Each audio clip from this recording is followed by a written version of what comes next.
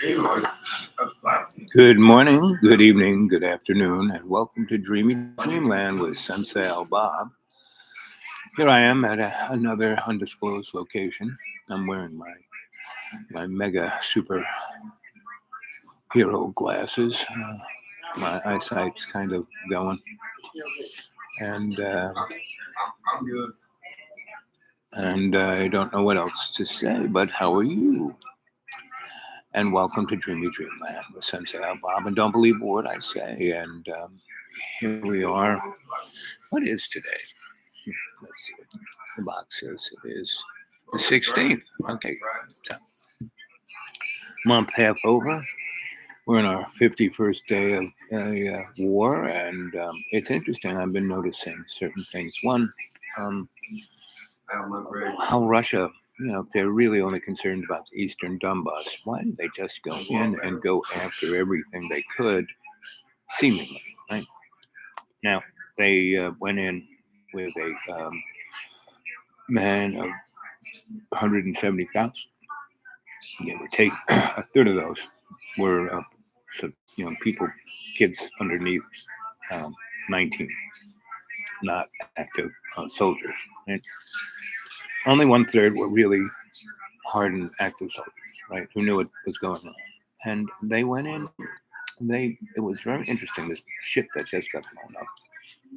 It's a big cruiser, but it's one of their most oldest boats in their fleet, and it has a lot of history, but militarily not so much. But it is it has a tremendous amount of wear on it, right? And the tanks and vehicles that went into Ukraine were at the lowest end of their thing, not their high end equipment. The aircraft they're using, their munitions are basically unguided. So they have to take Su-29s, which are pretty expensive, high performance aircraft, and use them to deliver stupid bombs, right? And they were using these tube rockets that, again, they're artillery more or less, and that can travel maybe 20 miles, and there's like 16, 20 of them in a tube. Boom, boom, boom, boom, boom. They shoot them like that, and then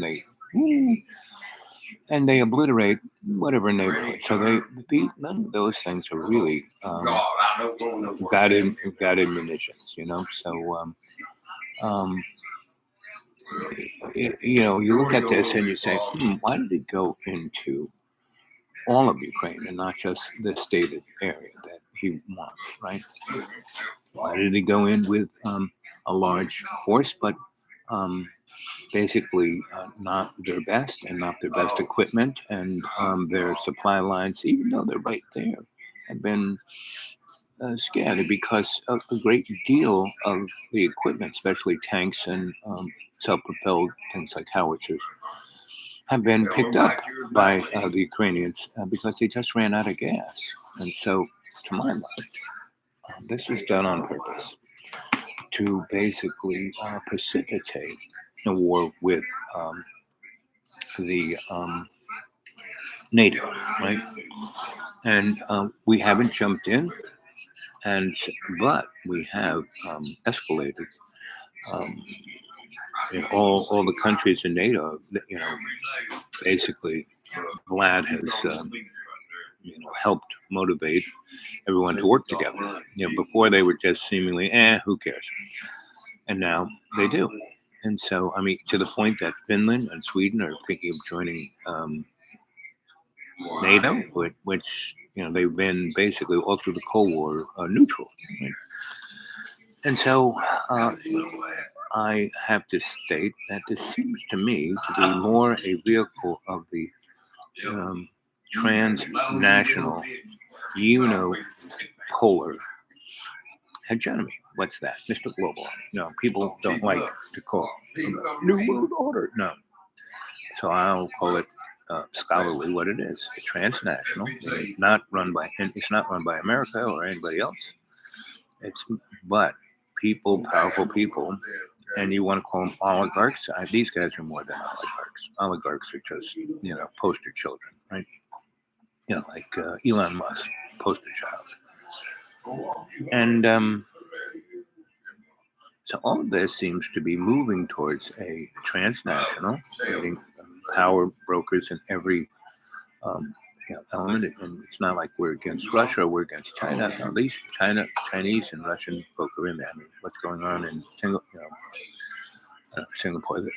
China's most, 25 million, most affluent, most powerful, most industrial. They're locking everyone in. Everyone's getting pissed off. I mean, things are happening in ways that just don't make sense, right? Things don't make sense. And so if you go to, dark journalists and look at their last two shows in the last few hours with Dr. Joseph P. Farrell, they look at things pretty much outside.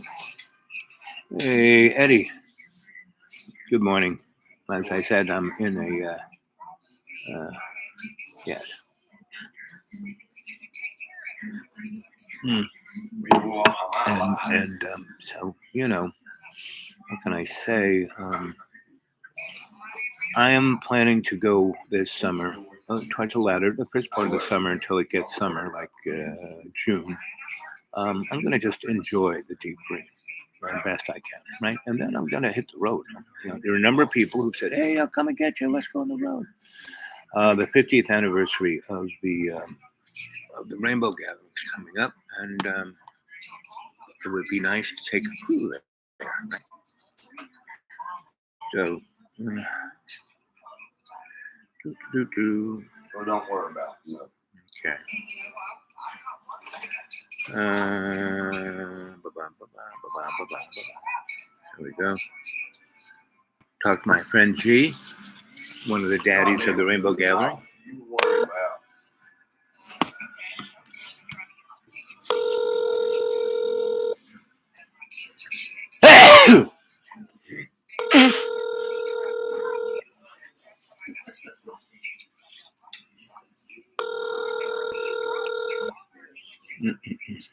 So, Eddie, what's happening in your neck of the woods?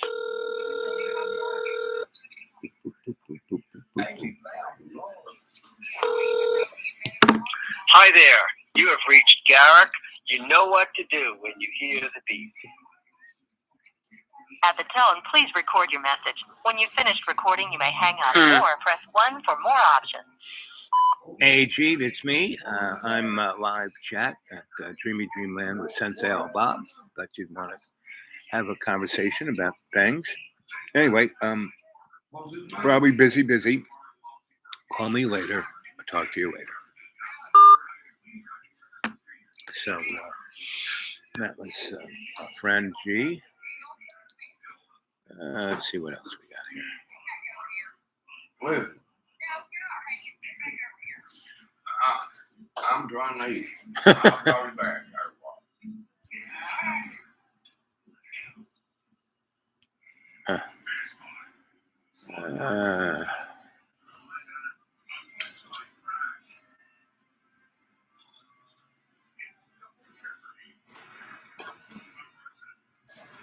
Or let me plug in to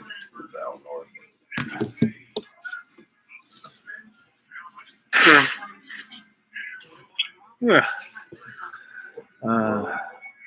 Drinking coffee, smoking cigs. Yeah. Ed, every time you smoke a cigarette, you should raise it above your head and bless it and thank the great maker for tobacco, because tobacco is a sacred tool. And with that smoke, you can send your prayers to the great maker.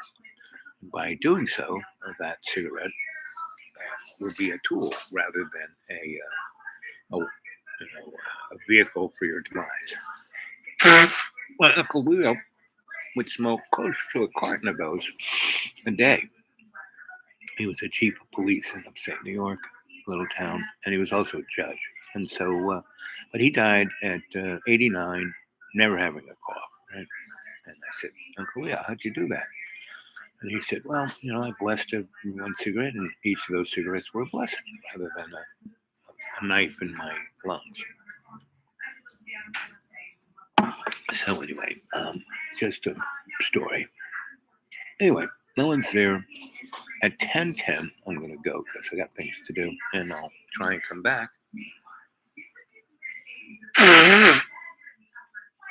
Mm. So hope you're well, and I love you all, and keep the faith.